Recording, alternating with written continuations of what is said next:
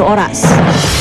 57 tao ang pinatay sa tinaguriang Maguindanao Massacre at mag-iisang taon na po mula nang maganap ang karumal-dumal na karahasan. Gagawin ng 2 beses kada linggo ang pagdinig sa kaso simula sa Disyembre. Itinutulak din gawing bukas sa media ang paglilitis. Yan ang tinutukan ni June Veneracion. Ang patuloy usigin!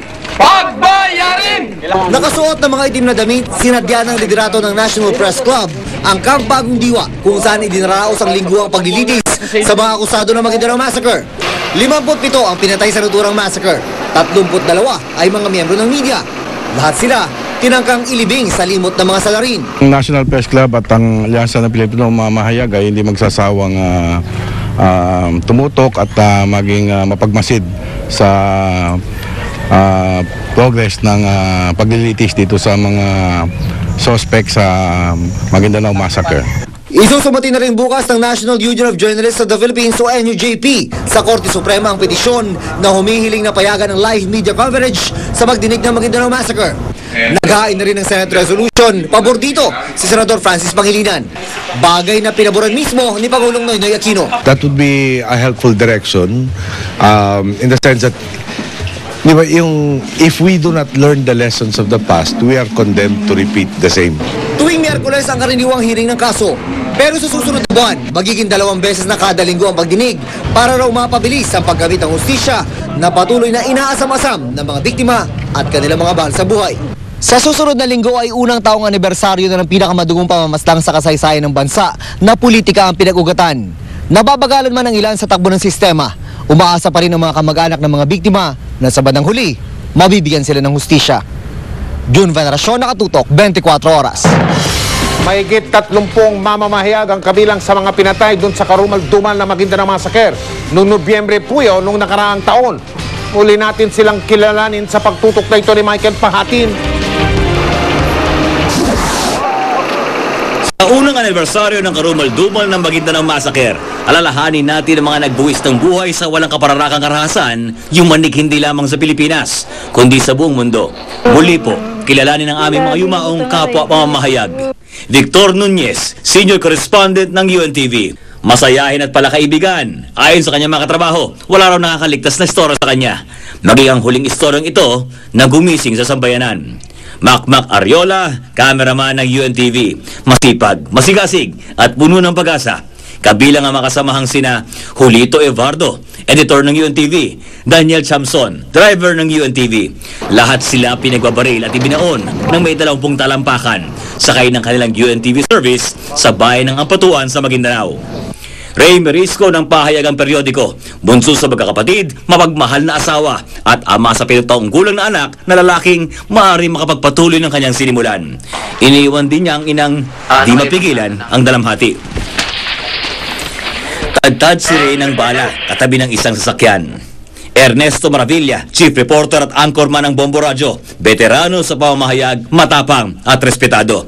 Pinagbabaril, ibinaon, pinatahimik, kabilang ang makapwa at tagapaghatid ng katotohanan na sina Gina de la Cruz ng Pahayagan Today, Lea Dalmasio ng Pahayagang Forum, Marites Cabritas ng Today, Marife Montano ng DXCP, Alejandro Bong Reblando ng Manila Bulletin.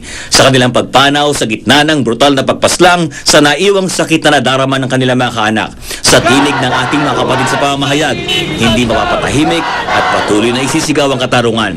Hindi kayo malilimutan at tuloy ang laban para sa hustisya at katotohanan. Victor Nunez para sa UNTV News Worldwide at ito ang balita. Michael Padre, Nakatutok, 24 oras.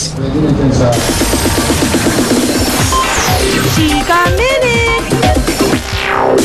Good evening mga kapuso, narito na ang maiinit na chika ko for tonight. Asunta de Rossi, ano nga bang masasabi sa mga kinasasangkutang kontrobersya ng asawa niyang si Congressman Jules Ledesma? Gaya na lamang ng issue sa drugs at kanyang sexual preference. How do you know? I don't know. Maybe not. At bukod kay Charis, ilan pang Pinoy mapapanood na rin sa TV musical series na Glee. Tutukan ang mga detalye, maya-maya lang.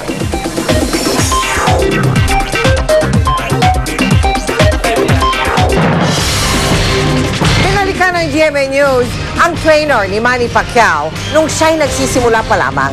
Ang kwento niya, bagamat hindi daw niya inakalang magiging ganito kagaling at kasikat si Pacman, hindi raw ito dapat pagtakhan dahil noong pa lang daw, kahanga-hanga na ang dedikasyon ng kinikilala ngayong numero 1 boksingero sa buong mundo. Nakatutok si Maki Pulido. Nang unang makilala ni Moy Lainez si Manny Pacquiao, payat na 15 anyos pa lang ang ngayon tinaguriang pambansang kamao. Si Lainez ang isa sa mga may-ari ng LM Gym na pinag-ensayuhan ni Manny nung siya'y nag-uumpisa pa lang. Well, nang dumating si Pacquiao sa gym, pinadala nga doon ni Paul Ging Korea. Sabi ni Dolpo Nazario, siguro umuwi ko muna din sa inyo, aliin po pa eh. Sabi, gusto ko mag-boxing. Sige, ensayo ka dyan. Kahit bata at payat, binigyan nila ng break si Pacman sa kanilang TV show noon ng mga boxing match. Ang mga suntok ni Pacquiao noon, di pa raw kasing lakas ng Pacman na kilala natin ngayon. Basta suntok kasi na suntok. Walang iniintindi sa kalaban. Basta miski tamaan siya, makatama siya. Itong Pacquiao kasi, ang tingin ko, katutubo ang lakas. Inborn. Kaya palagi siyang nananalo. Dahil sa mga panalo, talaga namang naging milyonaryo ang pambansang kamao. Pero dati, mahilig bumali. Walang pera. Pero pag nakapera, marunong magbigay.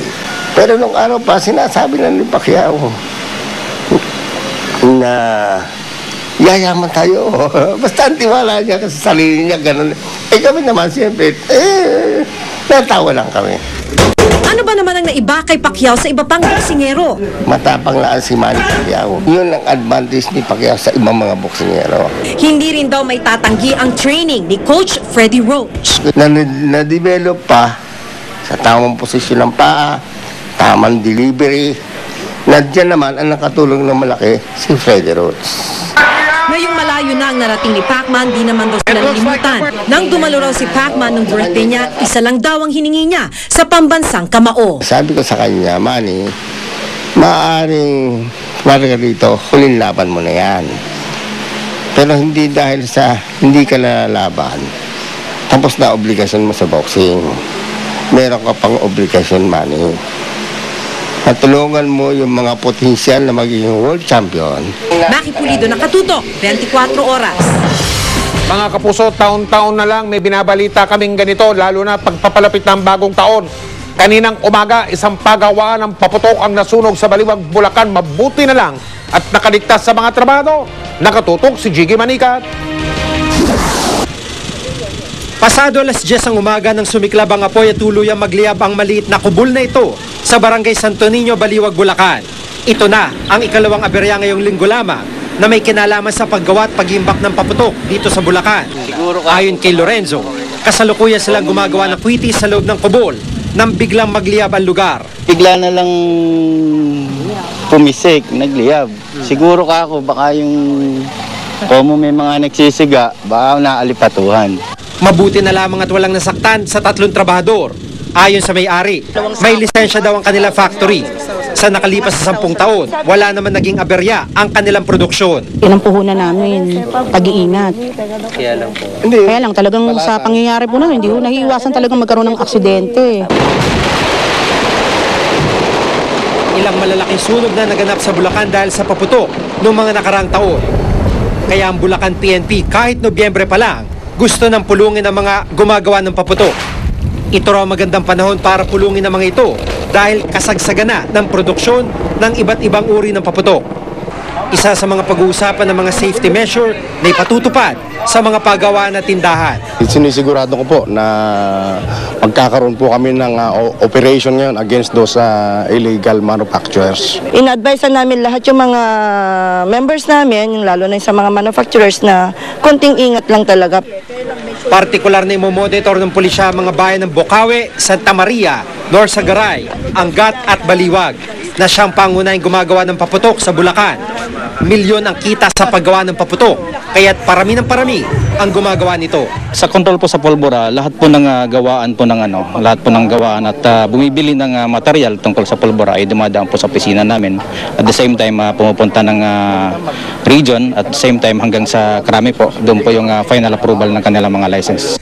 Jig Manika, Nakatutok, 24 oras. Susunod! Yung mga trainoro, tagasanay ng mga turuang aso may paalala sa publiko para hindi matulad sa babae na nasakmal sa mukha.